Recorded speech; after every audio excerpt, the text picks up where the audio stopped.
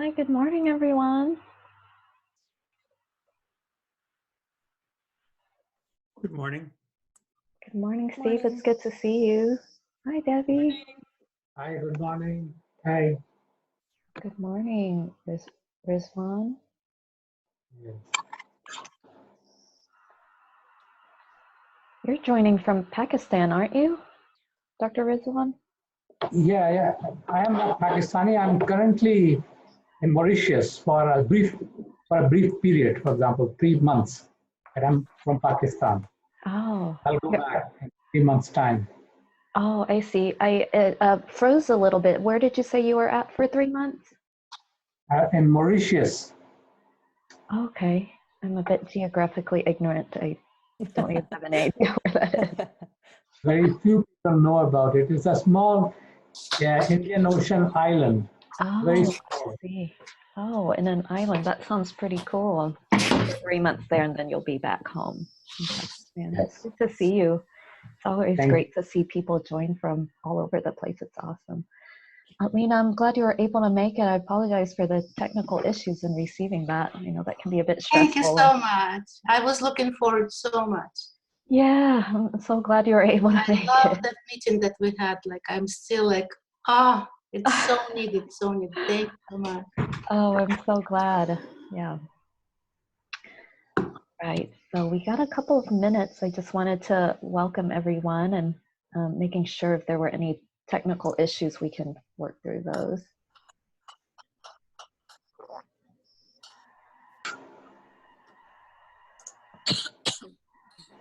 Good to see you, Mary.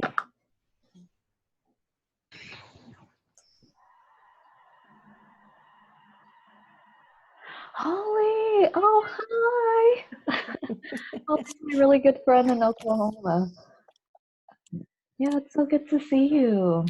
Is this your first training joining? Oh, I've done one others. You've done a few others? Okay. Yeah, I couldn't remember. I know Jill had joined one. And yeah, but it's so good to see you. I know. Finally see your face. I know. It's just been a while for sure. Just through this time, we have a group of really close friends that work together that will get together every once in a while, but we haven't been able to in over a year to see each other's faces. So yeah, it's definitely been hard, but always a good to reconnect. Yeah, for sure. Yeah, lots of familiar faces popping up now. Marina, I think you've been with me from pretty close to the beginning of the webinar, so it's always good to reconnect with you. Several new faces too. Hi, David, Claire. Good to see you, Lisa. Andrew, I know we met through Dr. Burns's workshop. You're in my small group, so that was cool to see you again. And Johnny, great to see you as well. Hi.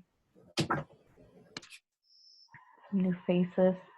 Angela, she's definitely been with me from day one. Like I think when we just had 10 people join the webinars, you were with me. So yeah, it's great to see you. All right, well, welcome everyone. It is 10:30, so I'm gonna go ahead and jump in. I'm gonna share the PowerPoint with you, and then for those of you who are new to Ring Central, share with you what will be the most user-friendly adjustment that you can make to see the PowerPoint slides and at the same time.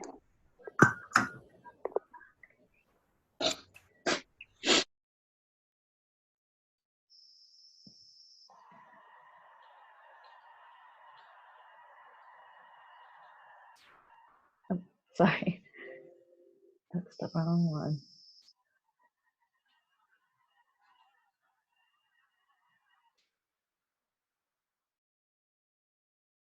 Okay, can everyone see the slides okay? All right. So for the most user-friendly way to view this, if you just go to the top, I think it says View Options, and then just click side by side, it'll allow you to see my face and then the PowerPoints to the side, so it's not blocking any of it. And then there's a line in between them, and you can change the size of the PowerPoints versus how much you're seeing of the screen as well.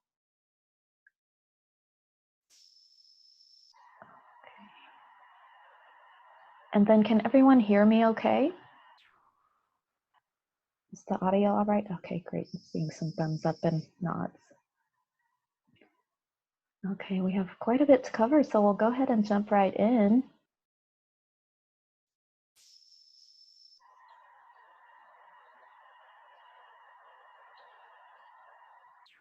Okay, from the feedback that I received, people really appreciated for me to get through the presentation and then have questions be at the very end altogether. So that's what I'm going to try and see how that will go for everyone.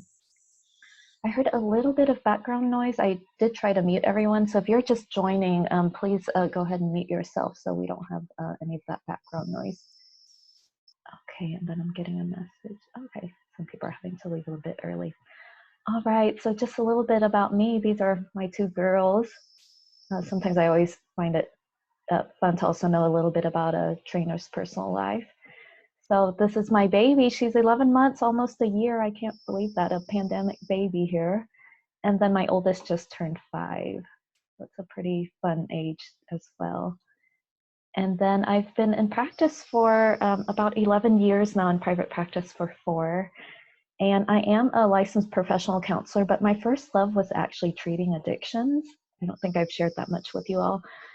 So I'm also a licensed alcohol and drug counselor. My very first work setting was working with women in addictions in a residential treatment program. And since then, I've just worked in various settings that had treated both addictions and depression and anxiety. And so have just been dealing with it my whole career and still have a great passion for it as well. And why I'm bringing that up is I feel like treating the compulsions is a lot like addictions work. And I would also conceptualize it as habits and addiction issues.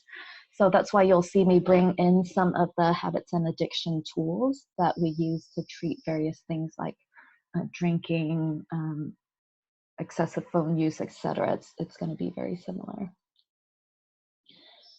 All right, so you all know my love and passion for TEAM-CBT. I'm the first TEAM-CBT therapist in Oklahoma, and then just became really passionate about this approach, and then became the first trainer in Oklahoma as well. And then we will jump forward. So I hope you were able to all see part 1. I'm not going to review too much from that. And so it'll feel a bit more clear and less confusing, hopefully, if you were able to review the first sections there. And if you weren't able to, you can access that on my website after this presentation. Just going to my webinars page, which is the page where you registered for this training. All right, so I just wanted to do a brief Q&A from the previous training. One of the most common ones that, the most common questions that I continue to receive that people emailed me was, how do we distinguish between the intrusive obsessive thoughts versus regular anxious thoughts? Because people were concerned and noticed, just like in my own patterns, that when we continue to use the traditional cognitive tools with these intrusive thoughts, and even giving them reassurance about the intrusive thoughts, it seemed to not really be that helpful. And so what could be helpful first is like, when is a thought that I can use the traditional cognitive tools with, and then when is it an intrusive obsessive thoughts that would probably be more effective for me to go the route of the 4 treatment models on how I laid out in the last training. So I just want to be transparent with you all that sometimes it's not too completely clear for me either. Like, this was definitely something that I've struggled to continue to figure out on, like, is this a thought where we could use the traditional cognitive tools with, or should I go ahead and move through like more of an exposure type of cognitive tools engagement with them? So I'm just trying to figure all of this out in the past couple of years. This is just some of the things I've noticed on, like, when it's more clear to me that it's an intrusive obsessive thought, and that it would probably be a good idea to stay away from engaging in with the content or using those traditional tools. So when it's more of an intrusive obsessive thought, what I notice is it'll typically follow the themes that I had laid out, and I'll show you that in the next slides. The most common themes that I've seen is the intrusive obsessive thoughts come with, like, harming their loved ones, or health and safety. Like, are they going to be safe, or are they breathing? How's their health? How's my health? Sexual themes. This one brings on a lot of shame for people, but it's thoughts that they feel really ashamed about surrounding sexual themes, even thinking of like, you know, I'm going to molest a sibling or a child or something along those lines. And then it really disturbs them.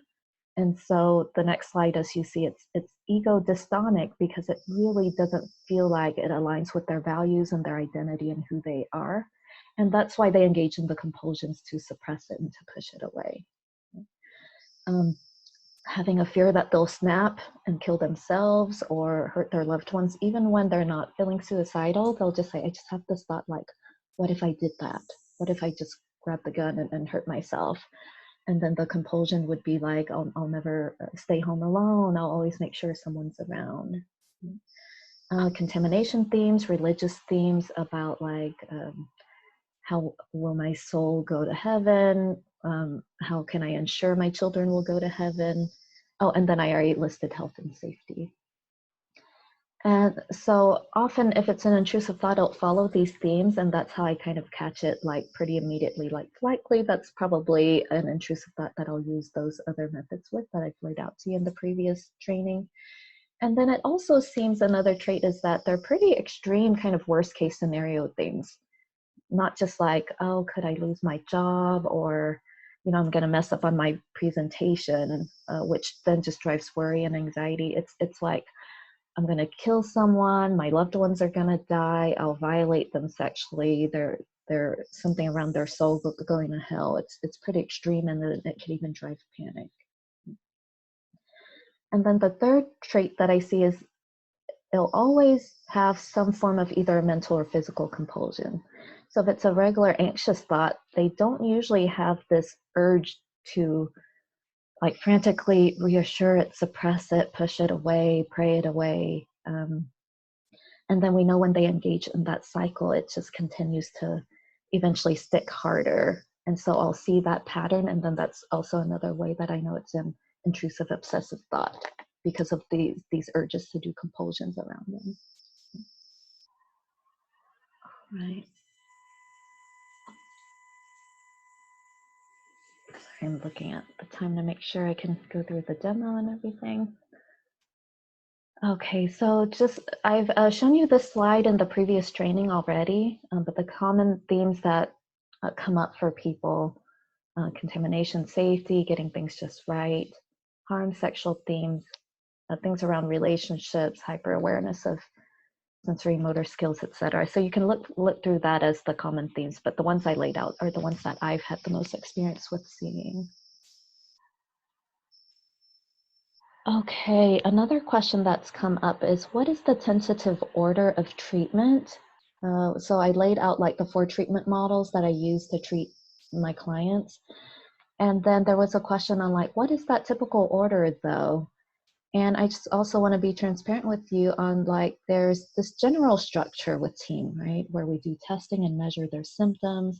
We want to make sure we do empathy, but the assessment of resistance and methods isn't always clear cut. There's like that science of the structure. And then there's this art piece too on like, depending on where the client is at, I sometimes go back and forth. I kind of go with a gut level feeling on what process would be most helpful for them at this time. In general though, obviously when we go into assessment of resistance, we want to invite them to do the work. And then I'll provide that psychoeducation for them about the nature of intrusive thoughts and how that works, which I shared with you in the previous training. And then we get into that specific moment in time when they struggled with the intrusive thoughts. And I've shared with you how we complete the mood log with them. And then around this time, I'll typically positively reframe the emotions and the thoughts, specifically the anxiety and the intrusive thoughts. I find the positive reframing alone really helps them to work through shame, where they can see like, okay, I'm having this intrusive thought, but I'm really anxious and bothered by it because it really matters to me that children aren't violated sexually. It really matters to me that my loved ones aren't harmed. And so the positive reframe often allows them to honor why is that thought here, even though it's so bizarre and disturbing. We're answering, how does it benefit them? What does it show about them that's really positive? And they could even connect with like evolutionarily, intrusive thoughts come to give us these worst case scenarios so we can prepare for it and then just ensure that bad things don't happen. So that's why we end up engaging in compulsions, even though counterintuitively it will often make things worse, but we're just honoring the presence of the intrusive thoughts and then why it brings on that anxiety for them. So that's typically the general order after empathy.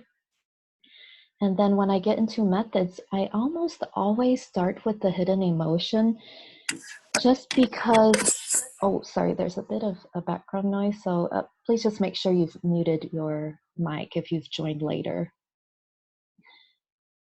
Because what I've seen, as you know, like with any form of anxiety, 70-80% of the time, there's some form of hidden emotion. So that's when you're really bothered by something that you're sweeping under the rug and you're not wanting to address it because you want to be nice and not rock the boat. And the moment that you sweep it under the rug, that's when these anxiety symptoms come about, even intrusive thoughts and OCD. I have had cases where the hidden emotion alone had alleviated all of their symptoms. And so that's why I like to go to it first, because then I don't even have to worry about exposure. So an example that I just recently had just 2 weeks ago, I had a woman who then had intrusive thoughts about like her baby's gonna crawl to the outlets and then just get electrocuted, or she'll get into the cords, and then what if there's a break in the cord and then it'll electrocute her, right? And then she'll get obsessive about this at night, then would check the cords for like 30 minutes just going through the lines. And then you would think like, oh, this is, she's engaging in like safety behaviors, checking behaviors. We'll probably need to do exposure with it. That's where my mind went. But just doing the hidden emotion alone, it was kind of miraculous. So she recognized for herself, she typically was afraid of conflict, was afraid of sharing any other feelings outside of like confidence and happiness. And so it was really hard for her to admit that she was feeling really vulnerable. And ultimately, the thing that was also bothering her was that she was being really nice to her husband because he had a high stress job. And so she would take care of all of the nighttime care of the baby. And then in the morning would also frantically just get the baby ready so he could sleep in. And the hidden emotion was actually she needed to have a vulnerable conversation with him, for one, to say that she needed help, which was really hard for her and felt like a failing, like she was failing being like the super mom for her baby, but she was also failing being there for him. And then the other thing was like that she needed help. And the other emotion was like, I'm kind of resentful that I'm having to do all of this on my own. I would really like you to pitch in a little bit more, right?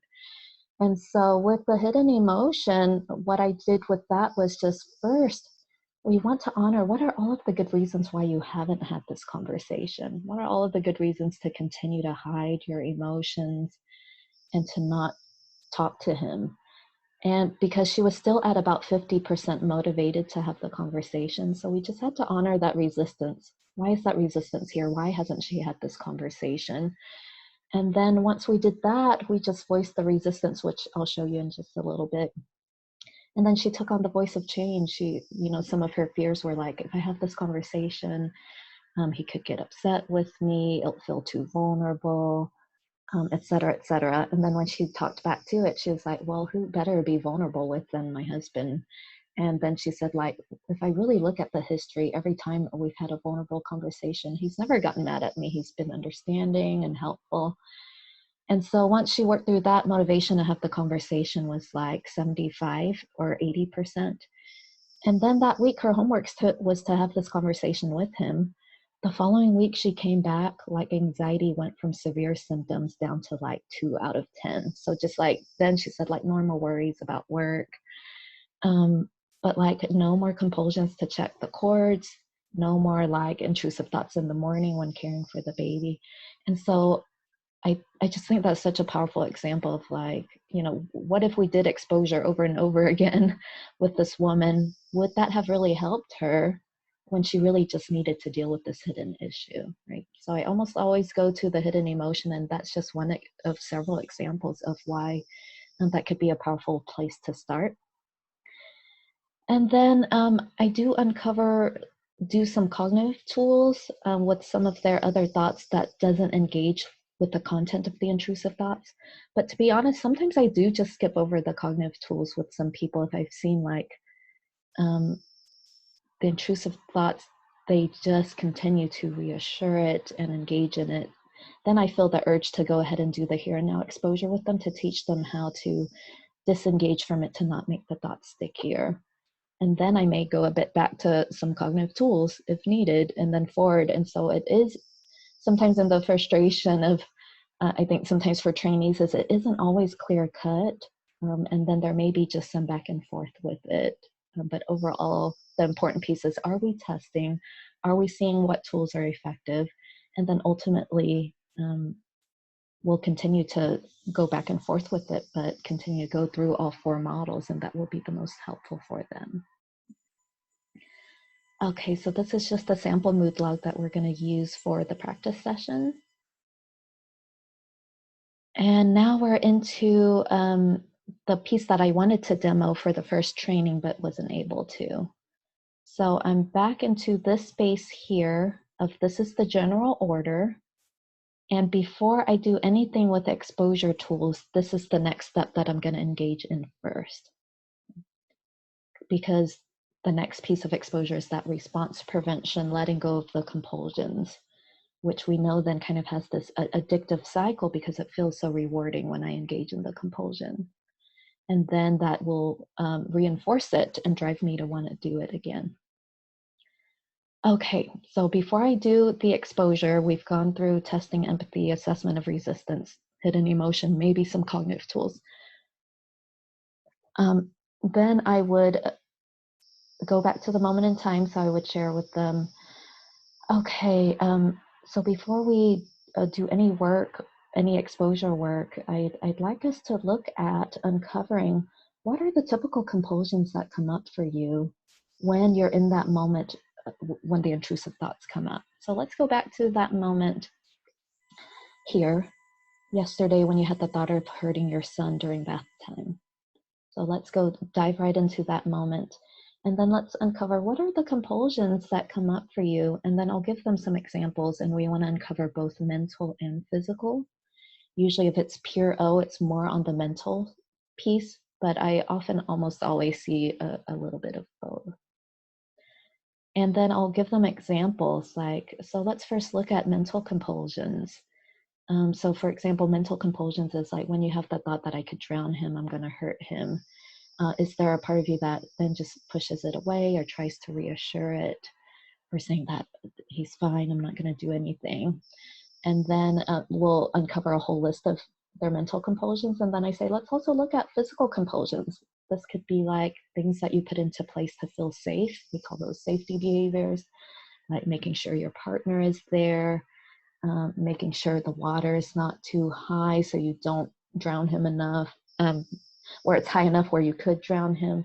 So those are just examples of physical compulsions, or you're just checking it, praying it away, something along those lines. So I'll give them examples just so they could have a little bit more psychoeducation of examples of compulsions. And then we will have a whole list together that seems a bit more clear. It gives them a lot more awareness too, because it starts to get pretty automatic for them. Okay. Oh, sorry. I had a message. All right. Thank you, Mitch. Thank you for the reminder. I had a message in the chat I wanted to check real quick. Okay, and then we go into the double paradox. And I'm going to bring this to life with you with a demo, and so I won't go through it too much on the psychoeducation, on the didactic parts here.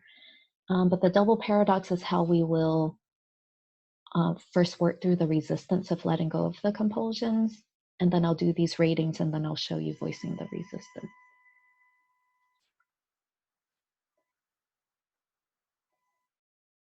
And then this is just like my process when I voice the resistance, some of the sample wording here.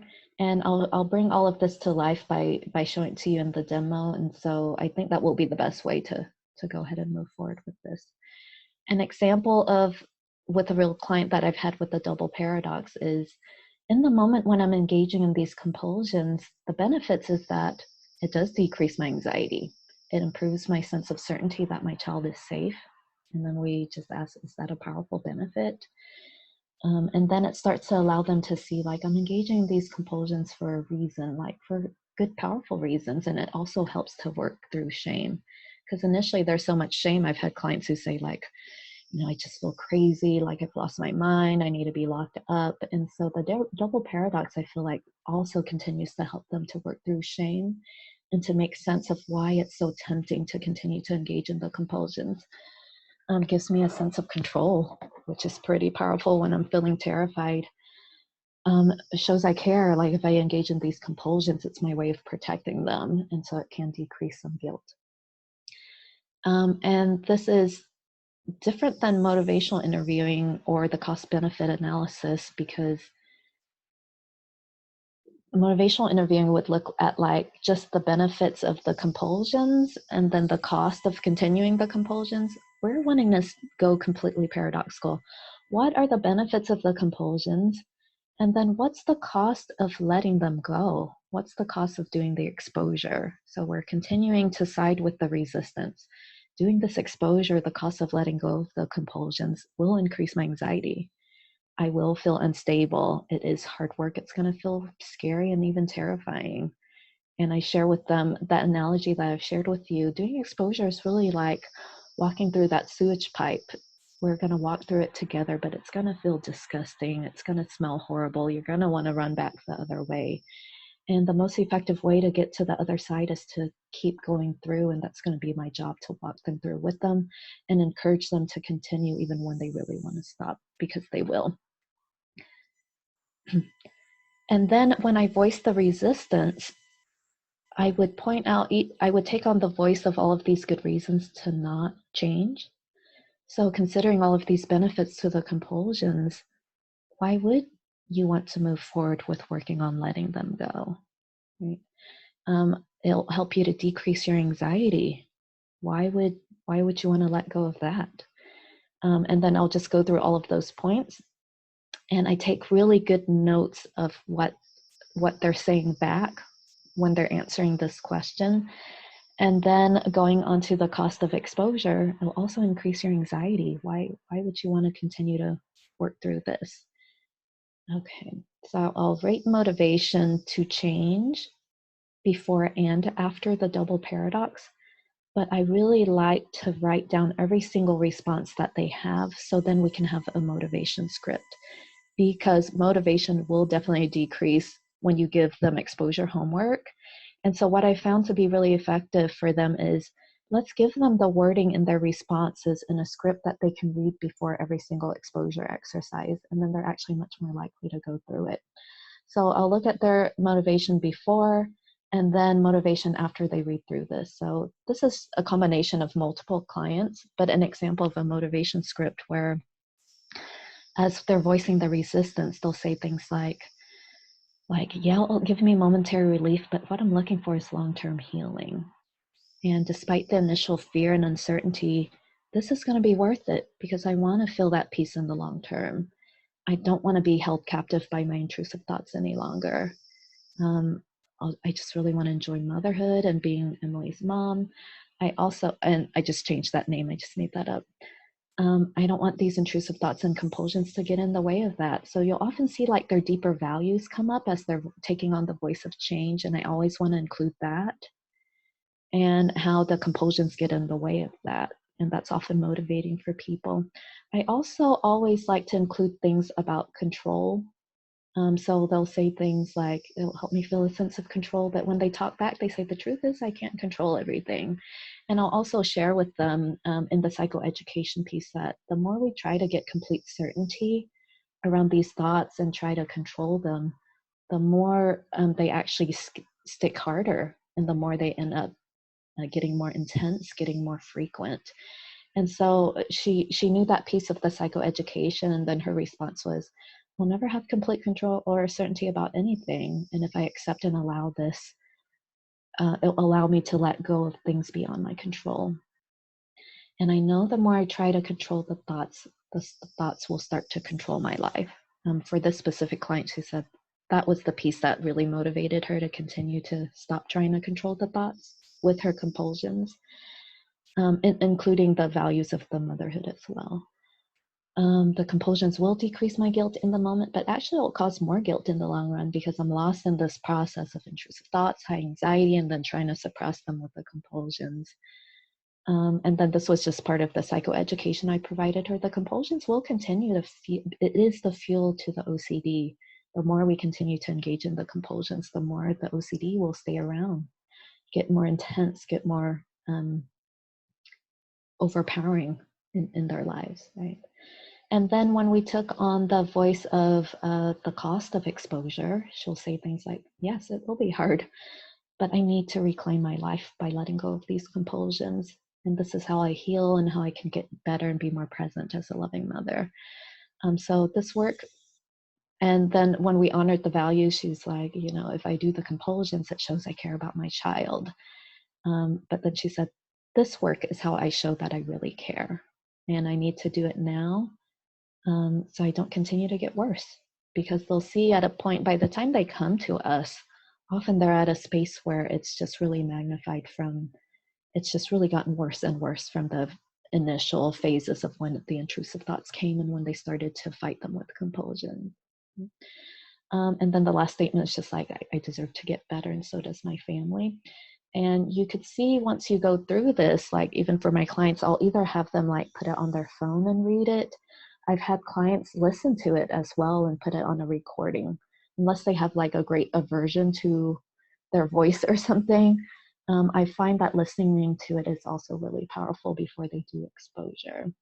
Because often I've seen, like when I was first trying to figure out how to make things most successful for them, there was a lot of like motivation during the session as we talked about it and we voiced the resistance and they took on the voice of change. But like they'll come back the following week and was like, I got too scared and I didn't do it. Or like it, you know, I backed out. I was afraid I'll get into a panic or something.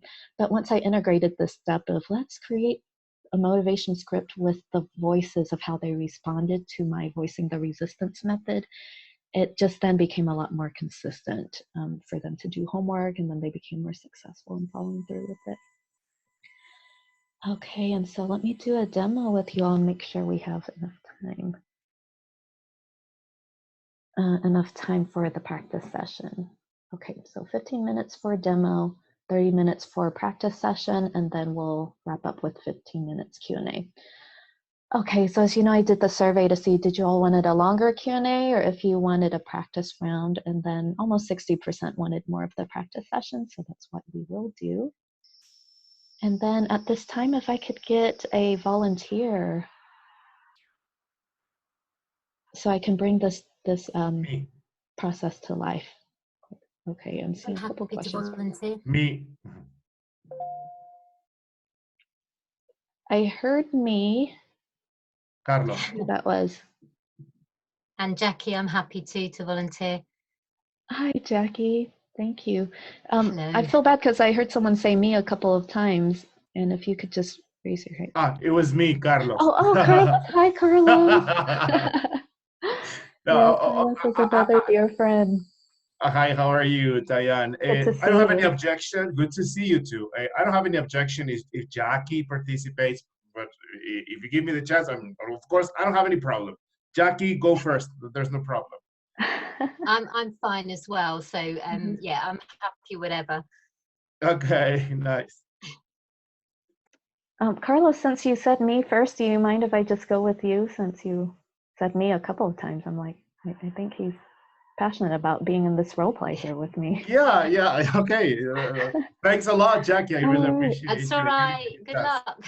Thanks a lot.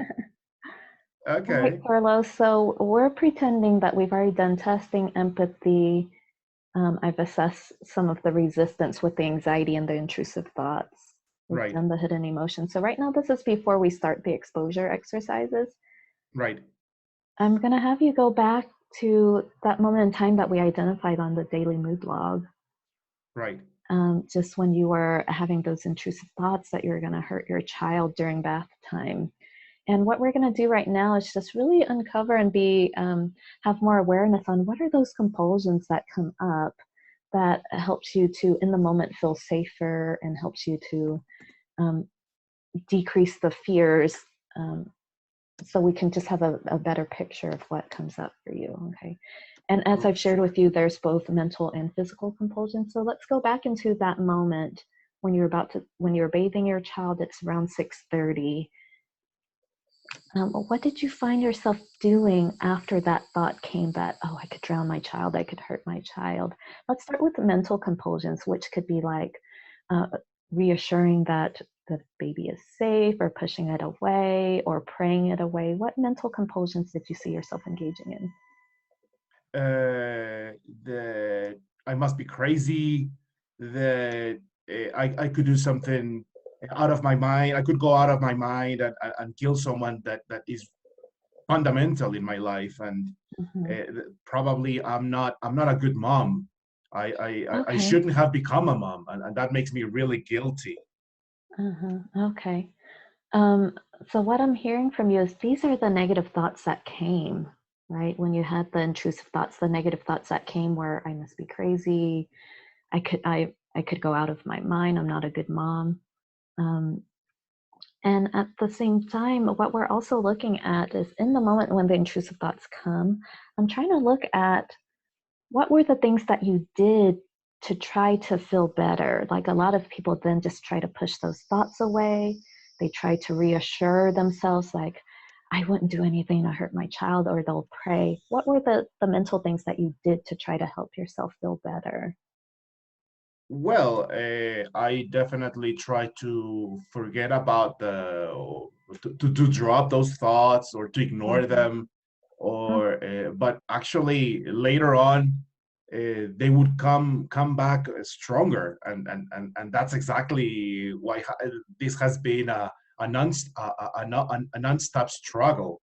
So Yeah, exactly. because the moment I say no, I'm a good mom, and I'm sure that I can handle this, at the very moment, the anxiety kind of wanes, but it comes back stronger, let's say a couple of hours later, or even a day later. So it's, I mean, it's horrible to live like this. Yeah, Carlos, you're becoming a great actor through these role plays. Yeah, I can see you're fully taking on this role as mom. I was assuming you were just gonna take on, like, you're the dad or something, but that's awesome. It doesn't matter. Okay. Yeah, so I heard, so you're really connecting with what we've talked about, like when we engage in trying to ignore it and to drop the thoughts, it often has this process of, like, the frequency then often increases, or it even gets more intense, but it'll always come back, right? And so Right. let me go back to what you were saying on the compulsions that you engage in. So you said you'll try to ignore them, and then you try to drop those thoughts. How would you try to do that? Do you, like, shake your mind, or are you just telling yourself, don't think of that, don't go there, everything's fine?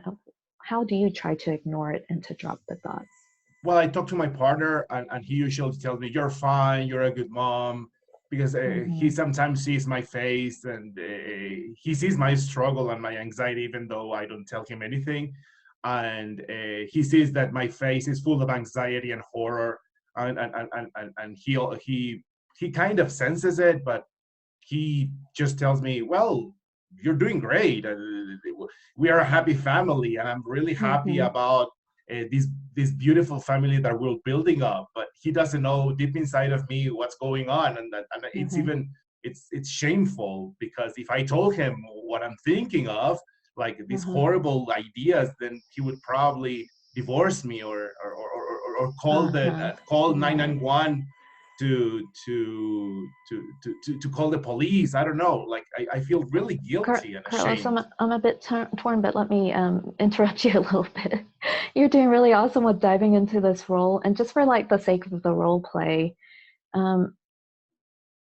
like, I'm gonna ask you, like, just to, like, stay in just a bit of a concise space for me. Okay, Just sure. because Yeah. we have this 15 minutes to bring it to life, and I appreciate you volunteering. But yeah, what I'm hearing from you is you'll try to ignore the thoughts, you'll try to drop the thoughts. There's shame when you try to talk to your partner. But the other thing that I heard you say is you'll seek reassurance from your partner. right? Right. Like you go and you Yes. talk to him, you try to seek reassurance, you make sure everything's okay. You may even ask him like, do you think I'm crazy? Will you, are you going to divorce me or something like that? Am I hearing those Right. are some of the ways you try to help yourself feel better? Sure. Yeah, so some of the mental things I'm hearing is you try to ignore it, drop it, push it away. Some of the physical things is like seeking reassurance from your partner. Right. I'll often see clients too say like, I try to reassure the thoughts for myself, like, I'm okay, I wouldn't do anything bad to hurt my child. And then I'll just have you put all of these down just so you're aware of the compulsions that come up. And then, if this was my client, I'll uncover, are there any other physical compulsions that you'll engage in, whether it's like, I want to make sure like someone's always there. I'll never bathe the baby alone or something along those lines. Some avoidance or safety behaviors as well. Any of those physical compulsions that you notice. If you can just give me one example. I tried to bathe the baby with someone else in the room. Yeah. So it feels like someone else has to be in the room at all times or else something bad will happen. Exactly. Right? Exactly. Yeah. So I'll have them put that down because I know like in my mind, when we're doing exposure, it'll probably be really important for them to do it alone because that's when it'll be really heightened for them. Okay, so we'll have the list of compulsions and then I'll go into the double paradox. And so, Carlos, before we do any work to work through these compulsions, first, it could be really important to actually honor them and see why they're there. That likely you're getting a lot out of them in this moment. And so we're going to look first at how do these compulsions actually benefit you and possibly even show something really positive about your values. So I'll have you also put this down in your notebook, right? We'll just put the double paradox at the top, and then we're just going to put out what are the benefits / values of continuing to engage in the compulsion. So we'll pretend that you've written that. What does it do for you? Just think of that moment when you engaged in trying to push thoughts away or seeking reassurance from your partner. When you see that other person next to you, how does that benefit you when that compulsion is there? That shows that I really care about my family, that I love them, and that I don't want to do something crazy against them. Yeah. So in some way, is the benefit like it just helps you to feel a sense of like safety around Right. like your child. So the benefit is in this moment, I feel a bit more safe. I feel a bit less anxious. Is that true? True. Completely true. Yeah. And then he's saying, well, it just shows I really care about my child. So I would also add that, but I'm really wanting to also get the benefits. Like in that moment, I feel a bit more safe. I feel less anxious in that moment, right? Even though he knows like, oh, the thoughts will come back and it's a cycle. In this moment, it also shows I really care about safety or about my child's well-being. Right. And then we'll uncover a lot of other benefits because for a lot of them, it's like I get, I could feel a sense of control for this moment. I can just feel less overwhelmed if that person is there. And I can get more certainty. I can get a greater sense of control and certainty that something bad won't happen. And at the same time, there's also going to be costs. So as I've shared with you, we'll do an important piece in this healing process is exposure therapy. And there's going to be some cost to this, where we're going to lead you to a place where you will have those intrusive thoughts, but let go of the compulsions. What are some of the costs of doing that? I won't have the assurance that those rituals give me. Exactly, And you won't. I will lose the sense of control. Yeah, you said you won't have that assurance. You'll lose a sense of control. Yeah. Lose a sense of control. And let me just bring maybe one more. So am I hearing like the cost is you won't have that assurance? How will that affect your feelings, your anxiety, your stress? If we were definitely it will soar. It will go Yeah. up dramatically, and I'm afraid that I will actually do what I'm really most afraid of. Exactly. You'll dramatically soar your anxiety. And then I'm hearing it feel really terrifying. Like, then I could actually follow through with doing this thing that I'm really afraid of. Looking at all of these benefits and of continuing the compulsions, and even the cost of moving forward with the exposure therapy to let go of the compulsions, how motivated are you 0 to 100 to continue to move forward with this hard work? I know that the price is high, but I really want to move forward. I don't want to get stuck in this. I'm afraid, to be honest. I'm really afraid. Yeah, absolutely. 0 to 100, where is that motivation after you see like, oh, when I engage in this, I will feel calmer. I will feel like my child's more safe. I have more certainty. When I engage in it, in exposure, I will feel a lot more scared. I'll feel less control. How motivated are you to I would continue say to move forward? 80, 85, because 85. my fear is really strong. Yeah, so Carlos is super motivated. For a lot of my clients, they'll say like, you know, I'm about like 50. I really want to move forward with change, but yeah, I'm getting a picture of how challenging or scary this could be. And then I sometimes would also rate like temptation to engage in the compulsions. Like in the moment, let me go ahead and just do that. In the moment when you're having the intrusive thoughts, how tempting is it 0 to 100 to engage in these compulsions of getting reassurance, pushing away the thoughts? 100.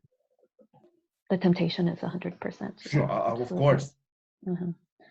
And I like to rate temptation just to see, like, after we do the motivation script, often it affects that level of temptation and decreases it.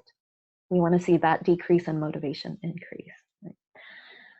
All right, Carlos, so let's look at all of these powerful benefits of the compulsions and the cost of moving forward with the exposure therapy. And, you know,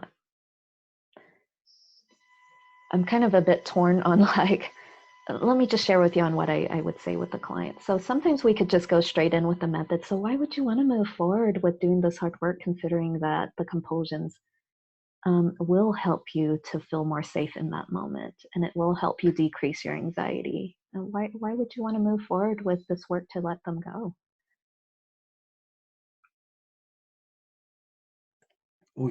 That's difficult to say because now, like after these words, I feel really hesitant to move forward because I don't want to feel I don't want to feel that fear and like, Yeah. I'm really hesitant. I want to do it, but I'm ambivalent. I just don't know what to do. Like I don't want to live like this, but at the same time, I want to get rid of these horrible thoughts. Yeah, you're saying you're feeling hesitant right now, like maybe moving forward with this work feels a bit too scary. So while part of you don't want to feel these thoughts and want to get better, am I hearing another part is saying like maybe this isn't the best time to move forward with this work, or it may be a bit too much right now?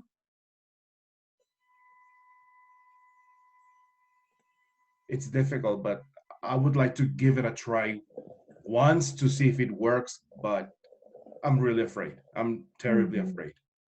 Yeah, absolutely. And feeling afraid is actually a really good sign that we're moving forward with doing something that could be a powerful piece in your healing work here. I don't think anyone wants to do exposure therapy, so that fear is pretty common. And at the same time, I'm wondering, you're saying you would like to give it a try to see if it works. I'm wondering, why do you want to give it a try when it will increase your anxiety and in that moment be kind of scary?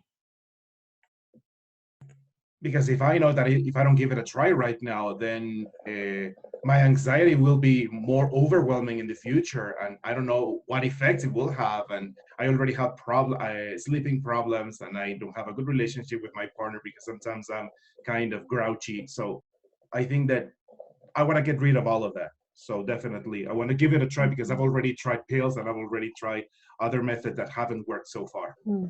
So you're saying you've tried so many different methods, you want to move forward because you don't want your anxiety to get more overwhelming in the future. You want to feel better. And am I hearing you also want to work through the sleeping problems, and you think getting better will also help your relationship with your partner? Yeah. And at the same time, when you're doing the compulsions, you're going to feel more safe in that moment. Why would you want to let that go?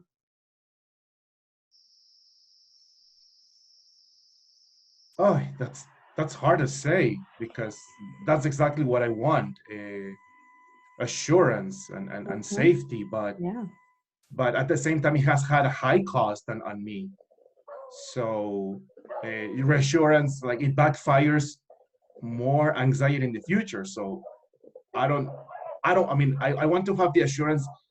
I don't I love the assurance, but I don't want it to become a later and late anxiety. So it has been a high cost, I would say. Yeah. You're saying you've really want that sense of safety and assurance, and at the same time, you're saying in the long run, seeking that assurance has actually led to a high cost. Right. And it does end up backfiring, where you said the anxiety just heightens in the future. So I'm just doing thought empathy, and then I go back with taking on the resistance again. And at the same time, the compulsions will also give you a sense of control. Why would you want to let that go? And just for the sake of time, we're going to assume we did all of that. Carlos was kind of an interesting case. I decided to just go with it. More often than not, my clients have had some hesitation, but they'll also continue to take on, well, you know, I just got to do it now. I've just seen things continue to get worse. But Carlos was more in that ambivalent space. And so I think it was important to kind of just stay paradoxical and say, yeah, you're ambivalent. So maybe I'm wondering if this feels like too much right now, or this isn't the best time to move forward with this work. So then he could convince me that he wants to move forward, right? And then we would list out all of the reasons as to why he wants to move forward. And then at the end of voicing the resistance, I've taken all of these notes as to why he wants to change. So we then can create that motivation script for him. And then I would just repeat it, and then I would have him write down everything. So it's just like, so you're saying some of the reasons to move forward is that in the moment I feel better, but later on they come back stronger. And then you also said, like, I want to move forward in giving this a try because my anxiety continues to be more overwhelming in the future if I don't. And it could help me with my sleep, it could help me with my relationship or something like that, right? So I'll put all of that down. If I get better, my relationship will be better. And then after that, I would then re-rate motivation too. So after seeing your reasons to move forward when you took on the voice of change, where are you at on your motivation 0 to 100 with moving forward with this work? Now 100. Now it feels 100. It seems to have 100. increased that. Yeah. I'm willing to take the pains. Yeah. And often I'll assess, like, what were the pieces that helped to change your motivation? Because we really want to pinpoint that and highlight it. And then I would also rate temptation. So when you see your motivation script, how tempting is it for you to do the compulsions when you took on the voice of change? Did the temptation change? Yes. It's, I would say that it's 50 now. Down to about 50%. Yeah. Okay, so then that would wrap that up. Then they're ready to move forward with the homework, right? And then it'll set them up for success with doing the exposure as well. Okay, let me show you what to do, and then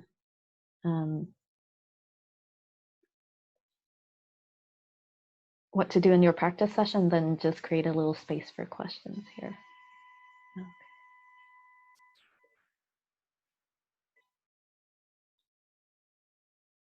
So in your practice session, I want you to do the same thing as what we just did. And so I'll break you up into dyads, and then you're just going to use the mood log from slide 6, and then just walk through all of these steps. Identify the compulsions with them, do the double paradox, rate motivation to change, and you could rate temptation as well. And then you'll voice the resistance with them, and then just repeat what they said so you can create that script together, and then rewrite motivation. Likely there will just be time for one person to practice, but at least both of you can see and feel that process and what that will be like for you. Okay, let's take a couple of questions before we break out as I set this up here. What questions do you have?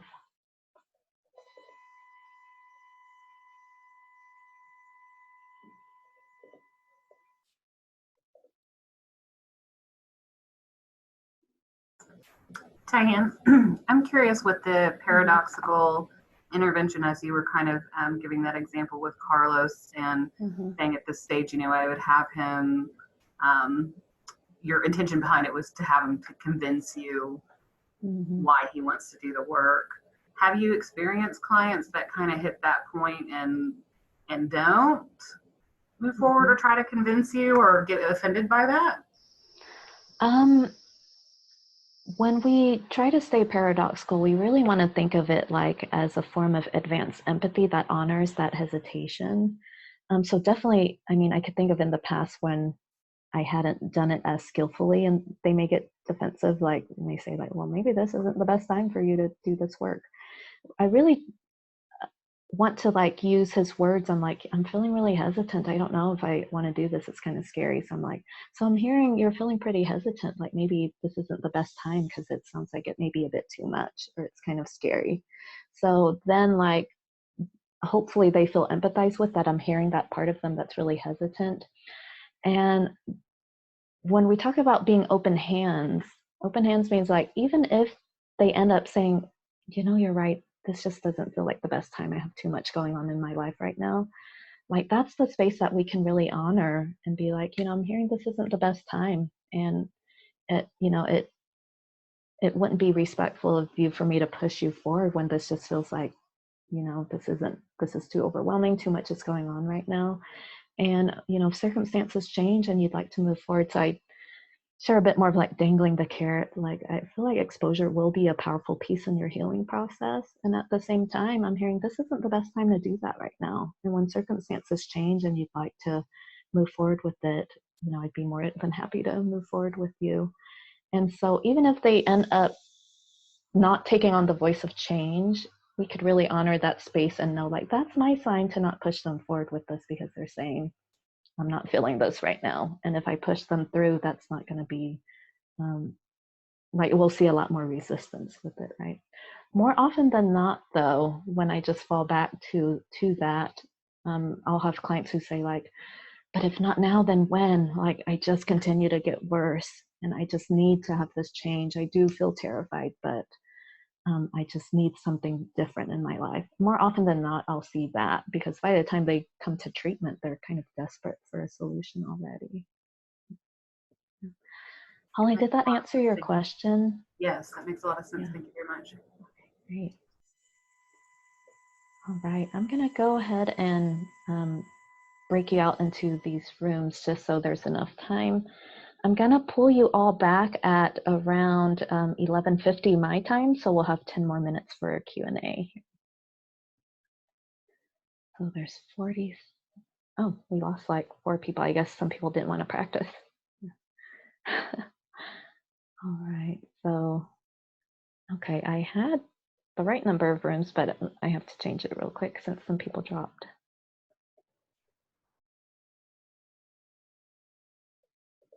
Okay. And then you should be able to see the invite into the room. Some of you will have 3.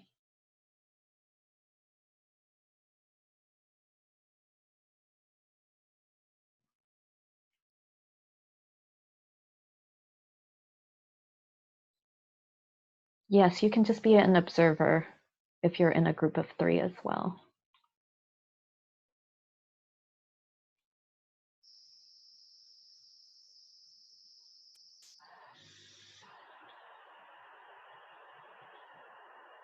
Okay, are some of you not able to see the invitation?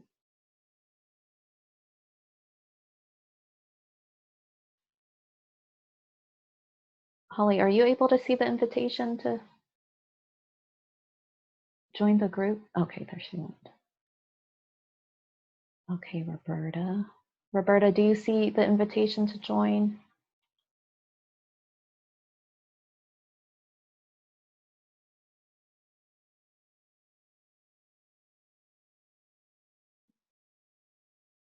There you go. Hi, was there a question in here? Oh no, I just was in the room by myself, and so but I'm not anymore. Oh, you're in the room by yourself. Okay. But not anymore. So now you're good. So you all are Yes, good to move forward. Thank you, Okay. Diane. All right. Thank you. Would you like me to stay to observe and give you feedback, or you want to just do your own thing here? Oh no, sure. Yeah. Okay, that will be awesome. So one of you could just jump in and be the therapist, and the other could be the client. Okay. Courtney, do you have a preference? I could try the therapist role here. Sounds good. Okay. All right. So I'm just going to follow your practice session notes here, and we're going to go to the daily mood log, right? Or do I need to go through the whole thing? Sorry, I froze a little bit. Yeah, just following those practice session points, you just have them go right into that moment in time they identified, and then you could uncover the compulsions with them. Okay. All right. Let's go to the daily mood log. So we've already done empathy and all that. So Courtney, tell me about an upsetting event that you had. Let's write down the exact moment, the specific moment in time when you had these terrible thoughts. When was it? Well, I was giving my baby a bath, and I was really afraid that I was going to hurt the baby. Okay. About what time was that? Did you say what time? Yeah. What time was that? When was that? It was at night. Okay. And what were some of the feelings that you were feeling? The emotions. Like fear, worry, anxiety, shame. Madeline, I really appreciate you jumping in as the therapist. I think you're brave to take on that role too. I think you're doing awesome with uncovering the moment and her feelings. And where we're practicing is just assuming that you've already done all of that with her. Oh, okay. And right now we're just looking at that moment, and we assume she's already done the mood log with you. She's identified the moment. And right now it's just right before exposure therapy. What are the compulsions that come up for you? Okay. All right. Yeah. Okay. So we've already done that. Okay. So let's go back to this moment yesterday, Courtney, and when you had that thought about hurting your son during bath time. And can you tell me what kind? There's usually two kinds of compulsions that people have, and they're mental, or they're physical, or there can be both. Do you remember the kinds of things you were telling yourself when you were giving your son a bath? I'd constantly tell myself, like, don't let his head go underwater, don't let his head go underwater, don't let his head go underwater, and just repeat it and repeat it. Wow. Okay. Right. And then, so you're repeating that same thing. Is there anything else you were telling yourself? Like, what if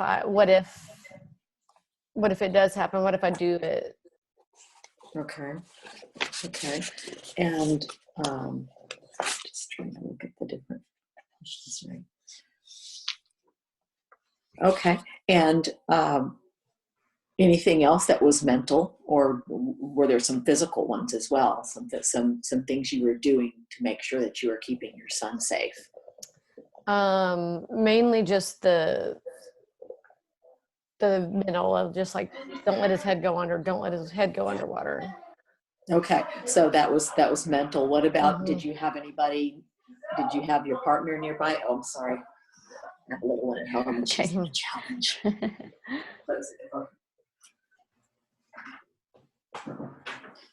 Was there anything like, did you have your partner nearby, or a family member nearby No, I didn't. to watch you? Or did you do anything in terms of the level of the bath water or anything like that? Or I did keep the bath water very low. And you were aware of doing that? That was, yeah, okay, that was something you want to do. Okay. And Anything else in terms of, were you counting? Or was there any counting going on? Any? I do count a lot. Yes. Okay. Yeah. Okay. Constantly. So constantly. Okay. Mhm. So that sounds like you had a lot of the mental compulsions more than the physical compulsions. And then you would constantly repeat those the whole Mhm. time during the Mhm. bath. Okay. And were you doing these exercising these compulsions just during the bath time, or were you doing it also before and after the bath time? I would say before and after also. Before and after Mhm. also. Oh wow. Okay. And is this throughout the day, or is this just right around the bath time mainly? It's throughout the day also. And did it help you feel less anxious and less scared when you would do this? I don't know if it helps me feel less scared, but maybe. Yeah. Well, Maybe did you that's why find I that it keep was? doing it. Yeah.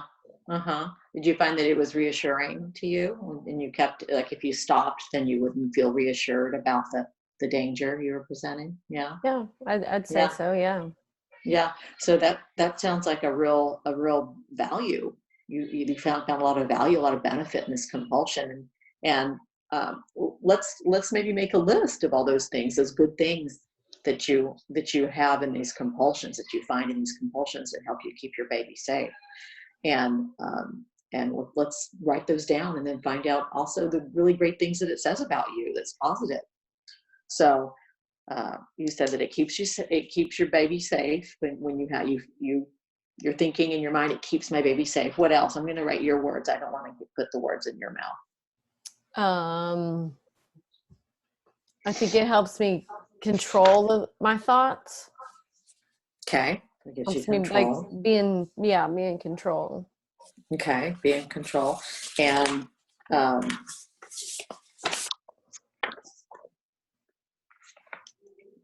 be in control. Does that decrease your anxiety as well? Could be another one. I think so. In the moment. Okay. Mhm. And what else? Let's think about when you're doing it. How else does it make you feel safe, or make you feel like you're keeping your son safe? Or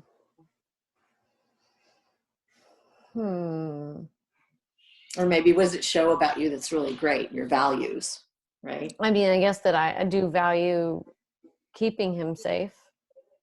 And you love him, right? You care a lot for him, right? Yes. Yes. Yeah, that shows you're a good mom. You're a caring, loving mom. Mm-hmm. Okay, those are really good benefits and values. And then what about if we looked at it from a little bit different angle? If you were the cost of letting go these compulsions, what would that be like for you? What would be some of the let's list the reasons that you would not let go of this, right? So kind of the cost of letting go of these compulsions. What would that be like for you? Did I say that right, Taya? Yeah. Oops, you're muted. Yeah, you're just asking just the wording when you're doing the double paradox. What are the benefits of continuing these compulsions? And then what are the costs of letting them go when we do this exposure therapy? So yeah, I think that's great. So you ask me. Yeah, what would be the cost to you of letting go of these compulsions, of quitting these compulsions? What would that? Oh, that sounds really scary to me. Just would be scary. Okay.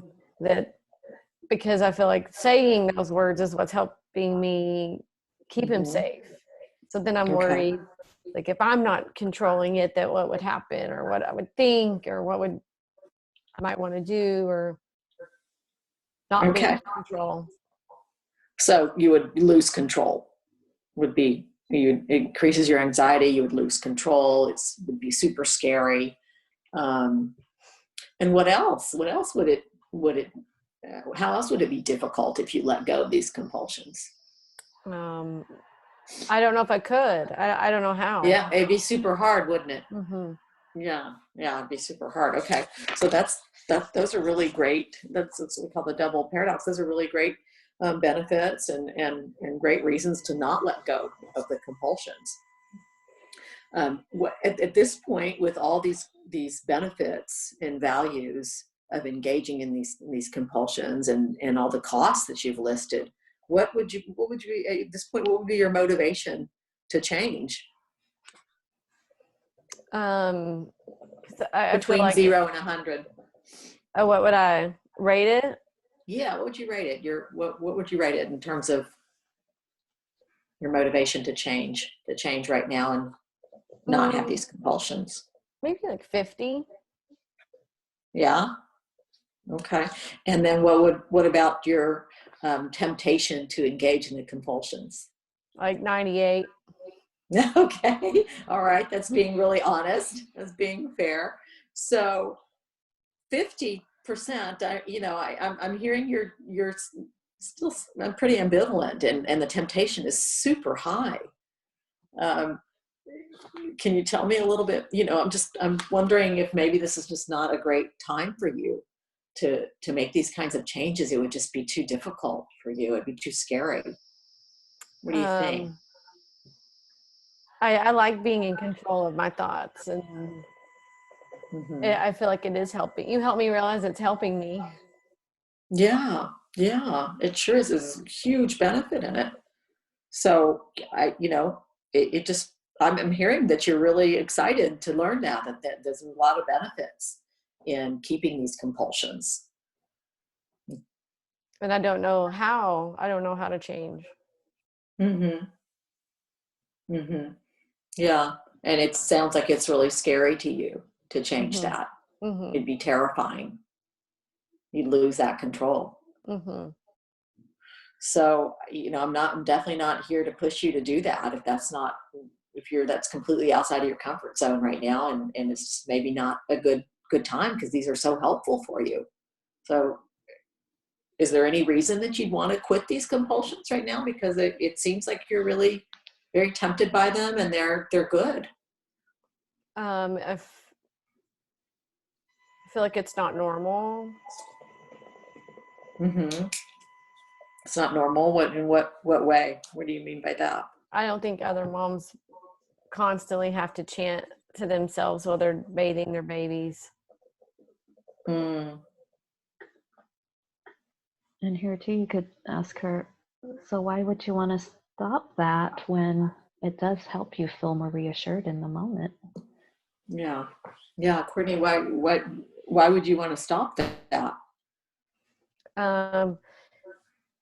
Sometimes I feel like I'm probably making maybe the baby nervous, that I'm not like present and mindful, engaging.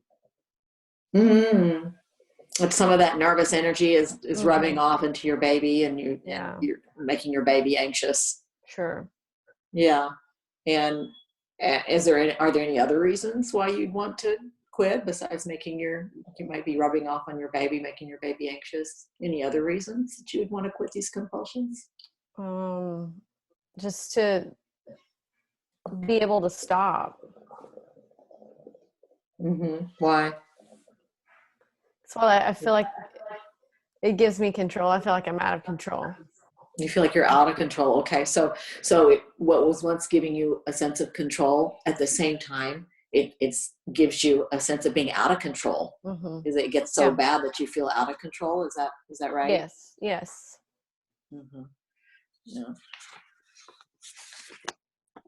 You're doing great, Madeline.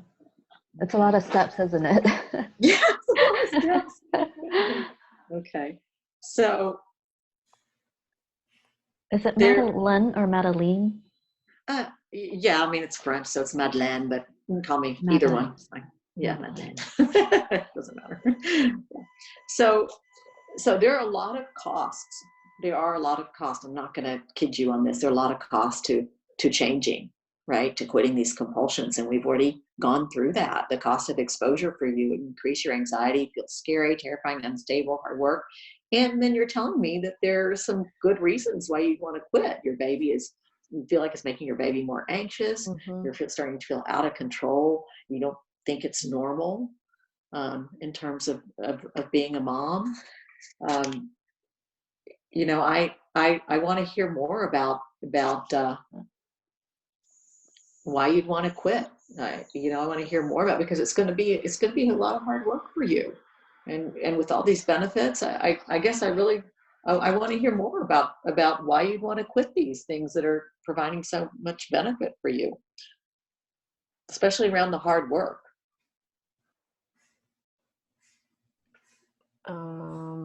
Is that something you'd be willing, do you feel comfortable exploring that?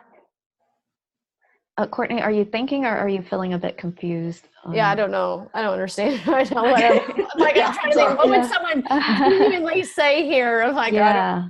I'm thinking some of the things that could help with the cost when we're going through the cost of exposure is, she said, I think it'll be really scary and I don't know how to. And so when clients say, I don't know how to, we'll share with them, like, I'll have really specific steps in showing you how to when we engage in exposure. And at the same time, I'm hearing for you that it is going to be really scary and it is going to be hard work. So why should we move forward with doing that? Right. So we're listing out the points of what she said, and then kind of asking that. So why would you want to move forward with this?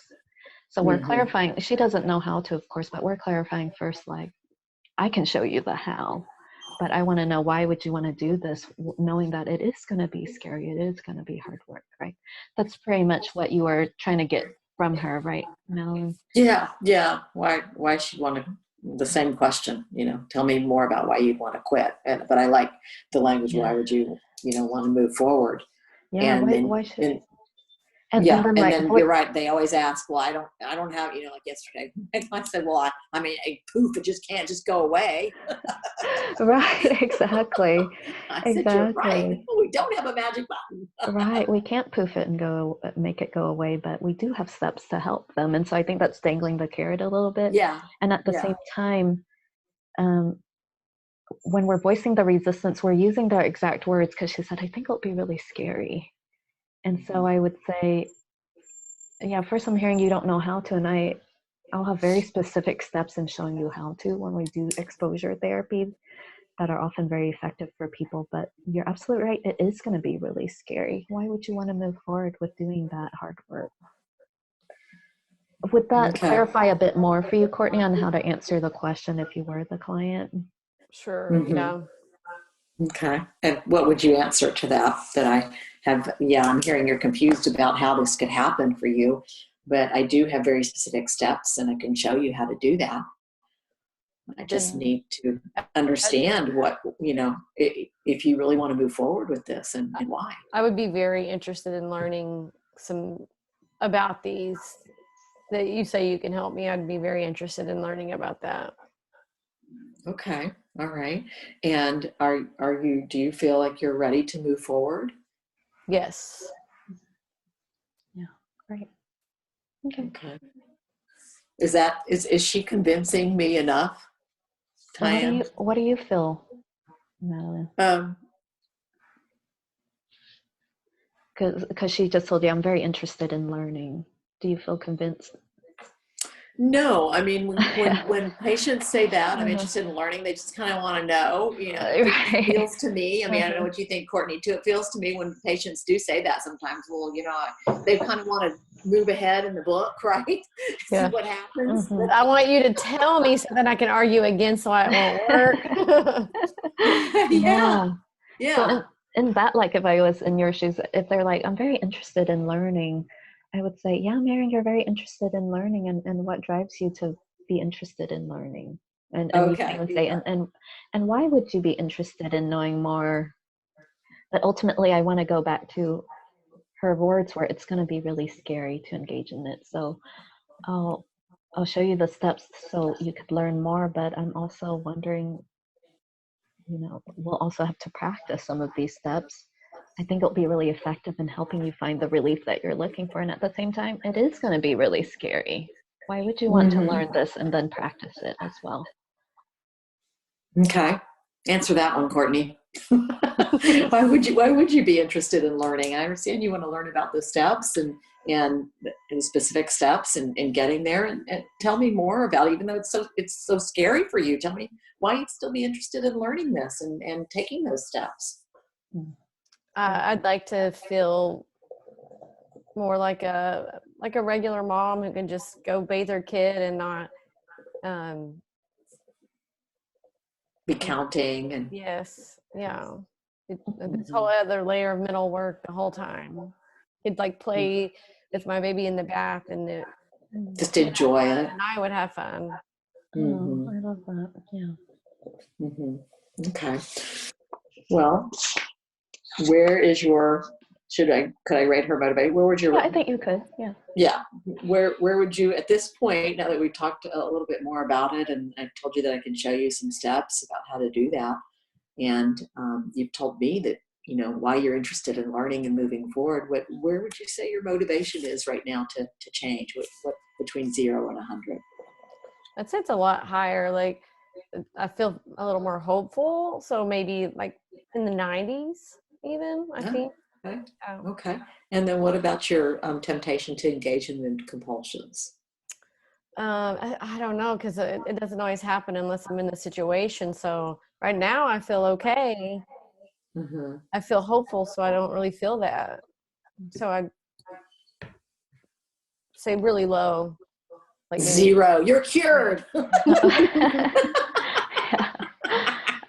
Yeah. That's funny. And when I rate temptation, I also have like, so let's think of during the bath time, and then you're having this intrusive thought that you're going to hurt your baby. And then just looking through your motivation script, has that changed your temptation level in engaging in the compulsions? And to what level, right? Because during the moment, likely temptation isn't very high, but I want to dive them into, let's say you're at the bath time, and that intrusive thought came. And then after looking at your motivation script, how tempted are you now? Did that change the level? Mm-hmm. But first, I would want to we need to write the motivation script. Yeah. And we're kind of just assuming like you've gotten all of the notes of that, and then you'll put all of that together for her in a succinct message. Right? Oh, so the therapist is putting that together? Together, yeah. I'd like to put that together with them even before the session ends. Yeah, with them. Yeah. So that would be my next step right now, is to write the motivation script with her. Yeah, and I would invite her to say, well, let's write a motivation script based on, or would I just say, let's do that? Or would I say, would you be interested in moving forward and writing a motivation script?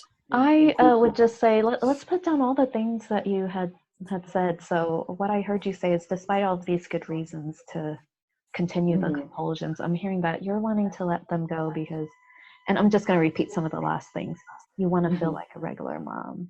And I'm hearing like you just really want this quality of life with your baby. Am I hearing that right? So they'll may confirm that. And then she said, which I thought was powerful, I just want to play with my baby instead of engaging in all of this counting. Yeah. I just want to have fun with her. So I want to include those words. And I'm just, again, I took notes of all of their exact words, and then I just want to have them capture all of that too. And I notice your script is long, pretty long. Is that is that pretty typical? Or you want to try to capture as much as possible?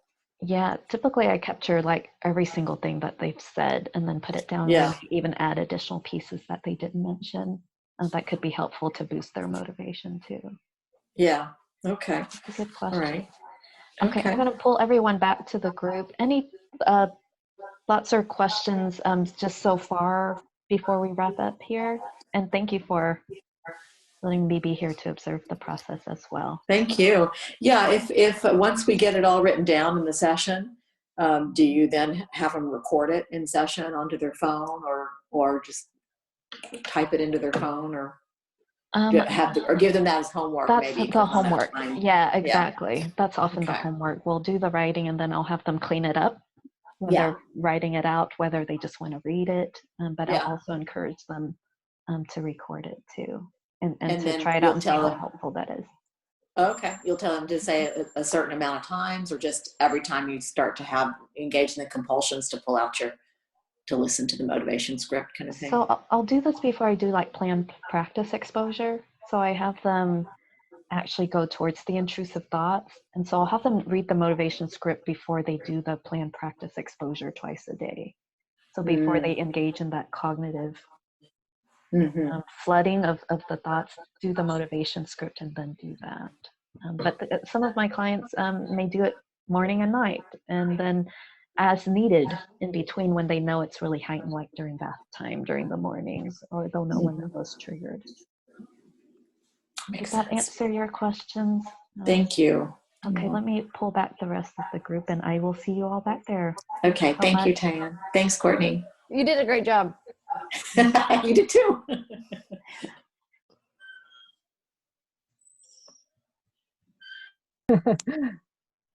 Looks like she's coming back now. So.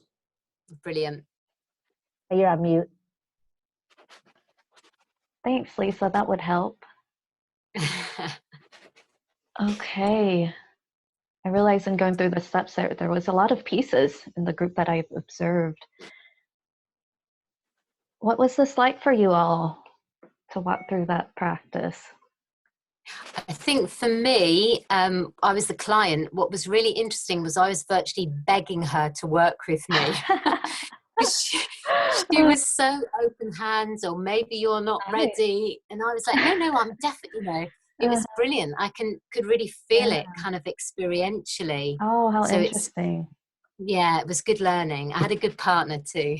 Yeah, like when they aligned with your resistance, I'm like, maybe this isn't the best time. I'm hearing a lot or something. You're like, please work with me. This is the best time. It does drive your motivation to go up. And you're in the role of convincing the therapist to work with you in exposure. They're not in the role of dragging you along, which not at all. It was a real flip, a real kind of 360. I loved it. I'm definitely going to use that. Oh, interesting. Thank you for that feedback, Jackie. As the client, you felt the boost in motivation as you were, sounds like, taking on the burden of change. Totally, yep. Cool. Thank you for that. Dr. Rizwan, am I pronouncing that right, Rizwan? Yes, Rizwan, correct. Rizwan. Yeah, unfortunately, my partner did not turn up. So. Oh, darn. So did you have to look in the mirror and practice with yourself and go through that process? I apologize for that. I saw that for a couple of people that emailed me that their partner didn't turn up or had left. Oh. No problem. I messed up with Mitch I was supposed to put you in a group of 3, and I feel a bit badly about that, but no problem. Was that still able to work out, Mitch? I feel so badly because then someone had a question and then I was pulled into their group and I didn't realize until it was. Well, actually, I ended up in a pair with somebody else who also wasn't in a particularly private space. So we didn't do the exercise, but we were able to talk about the process, and it was definitely a useful. Oh, okay. I'm glad that still worked out. It worked out. Felt helpful. Okay, great. Thanks, Mitch. Okay, I see Urban has a hand up, and so does Purva. Let's start with Urban. I was just wondering, after you checked with their motivation and you scaled it from 0 to 100, where would you go in terms of setting up the exposure for them? So if you see in the previous training on the intrusive thoughts, I wanted to do this often before I do the planned practice exposure. And so the planned practice is when, we may have already done the here and now exposure where I show them how do you respond to intrusive thoughts in the moment as they come up. But then what's additionally effective is if they actually have a cognitive script of that worst case scenario. And instead of being afraid of it, go towards it twice a day, read through it, do imaginal exposure, flood themselves with it. And so I'll often have them do that twice a day. And then I've seen they're more likely to follow through with it when they had that motivation script to read first and then do their planned practice exposure. Okay, did that answer? Yeah, it does. And the other thing I was wondering was, do you explore with them what they would rather have instead of those intrusive thoughts? If they say they don't want to have them, what do they want in their place? Yeah, I often don't explore if they didn't have intrusive thoughts because I actually want them to accept that intrusive thoughts will come. The problem is actually trying to control them, suppress them. And so we actually want them to be in a space to know that intrusive thoughts will come. The problem is actually the meaning we attach to it that then leads us to fight them, suppress them. And so, yeah, I don't typically ask them, what do you want in place of intrusive thoughts? We actually just accept intrusive thoughts will come and they will go. They happen to all human beings. But the process that we can control is the compulsions, how we respond to them. And so that's often where my focus is at, on letting go of the compulsions, their readiness for that, and how to do that. Yeah, thank you. Yeah, thanks, Urban. Purva had a question, and then I see your Yeah, hand, Marina. yeah, hi. So I just wanted to ask, yeah, hi. So I just wanted to ask that, while I was reading my abnormal psychology textbook, so there was a case study in which there was this guy who was actually suffering from stuck song syndrome, in which a song of any particular kind is playing on a loop in his head, and he's not able to get out of that particular song. So considering this is a kind of mental compulsion and not a physical compulsion, so even so how can we treat that? You're saying you read a case of someone with Stockholm syndrome? Not Stockholm, stuck song syndrome, where a song is actually playing in his head on a loop, time and again. A song is in his mind and is stuck, and he can't get it out, and it's really disturbing him. I have to admit, I haven't had much experience with that, to where it's not so much an intrusive thought that doesn't align with their values, it's just something that's stuck in there. Right. I haven't had as much experience with that on what would you do. I could imagine probably similarly, the more I say, oh, let's get away from it, stuff it, push it away, how do I get rid of it? It'll probably want to stick harder. I'm just assuming, I don't know. And then I could imagine kind of possibly purposely forcing yourself to think and to sing of it all day long could then make it go away more effectively. It's kind of paradoxical how when we fight the intrusions, they stick harder, and then when we invite them in or just let them be, they seem to go away faster. I'm assuming, but I can't have any definite assumption that that could be completely effective. Oh, yeah, good thought, Cheryl. And often we don't just use one method, right? Like this thing is driving anxiety. We actually want to go through the whole model. How could it actually benefit them? Could it distract them from something that they're needing to face, so they need to do exposure? But could it be a hidden emotion? Like, is this anxiety something that's bothering them? It's serving some kind of purpose. Great point. Yeah. Because often we don't want to just go to one tool. We want to go through the whole treatment model of all 4 models to be the most successful. Okay, and Marina, I saw you have a question, and then we'll wrap up with that as the last one. Yeah, for sure. Well, we had a question in our group of talking about setting it up for exposure. What actually kind of exposure, how would actual exposure look like as a homework? So you'll probably get a better idea from the previous webinar if you rewatch that last section on exposure. I almost always do here and now exposure first on how do you respond when the thoughts come up, instead of reassuring, suppressing it. We just go through those 5 steps of let's label it. I notice my mind's giving me an intrusive thought right now, accept and allow, etc. But then the planned practice, I almost always do it in session with them first, where we have that exposure script of what is that worst case scenario. I actually even follow through with drowning my baby, like from beginning to end. And then I have them just go through it, read through it with me, repeat it again, and then I'll re-rate what do they notice on the frequency and the intensity of the intrusive thoughts if they aren't fighting it and suppressing it. So I just have them in that setting, in our setting first, do the exposure, because if you just give it to them as homework before you do it in session, often they're not as likely to follow through with it because it's going to be scary and terrifying. So I always start exposure in session first. And then once they do that, and then they notice, oh, once I didn't fight it, they'll see like it gets less and less disturbing every time we go towards that cognitive script in session. I'll do it like at least 4 times. And then it actually got less intense. My bodily sensations, like my tension in my shoulders decreased. And then I say, okay, let's keep going forward with the script again. You can even add more detail. We can even make it more scary, more gruesome. And then they just keep going and doing that several times in our session together. And then I'll say, okay, let's do this. Have you do this at home twice a day. And then I'll have them even pick a time to commit to.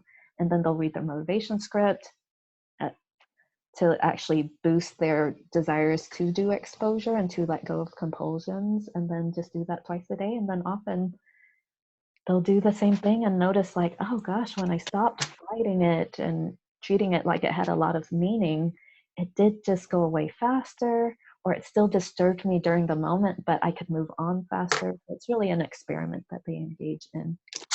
And then it does, I've even had clients like, it just didn't interest me anymore. Like it even got like boring. Yeah. Which is really interesting to see, like, oh, drowning your child got boring as you stopped like fighting it and suppressing it.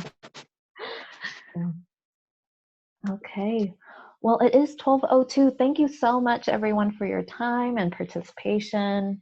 And feel free to email me if you have any other questions, but it's always great connecting with everyone.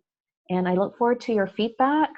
So you will get a feedback form with the recording. It is due by Monday at midnight. So if you want certification units or CEUs, please get that to me by midnight on Monday. So you'll have the weekend and Monday to do that. Okay. Thank you so much, everyone. Thank you. Thanks, Thanks so Diane. much. Bye-bye. Thank you.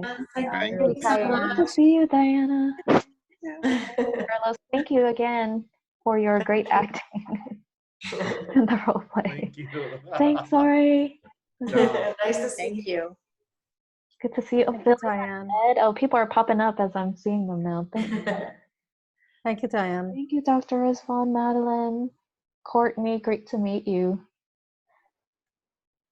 Okay, and Lynn, it's good to see you again, all the way from India.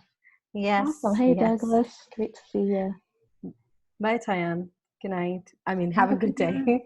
Is this Claire or Annie? I just heard a voice. I didn't know who that was. Okay.